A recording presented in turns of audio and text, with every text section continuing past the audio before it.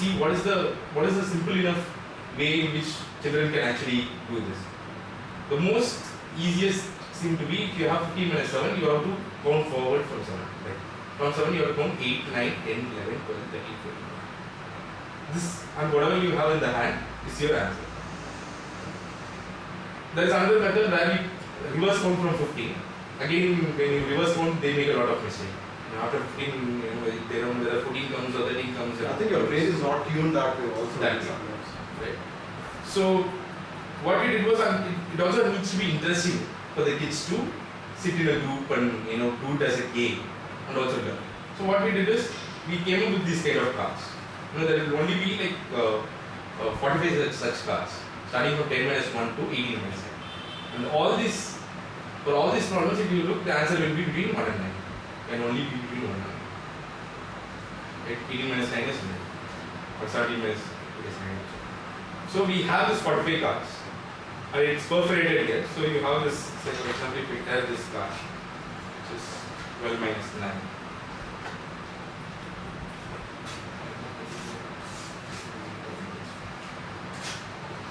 Say it's 12 minus 9.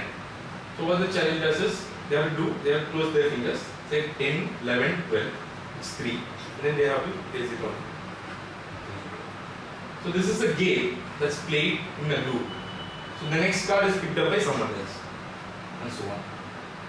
And what we interestingly found was, with this kind of a practice change, like in just like a couple of days, the entire class is able to learn how to do this kind of a problem. So it's a quick change method.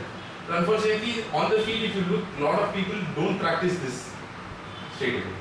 And they don't give importance to this kind of a practice. Generally teachers are aware of this, this kind of counting, basically. But problem is, there are, other two ways of doing things also. And when kids do, one of these ways, teachers are fine. Teachers think, it's okay to do either of them. They don't see the, issue. And this seems to be a simple enough way of doing it. It's more interactive and a game-based way which captures kids' intention. So this kind of, these kind of practice changes kind of things also we started doing, working on it. So these are the kind of materials, and there are a few others on addition and so on. So this had a very good response from teachers and so on. Right now we are also doing the same. We are using the same kind of materials to work on our village courses.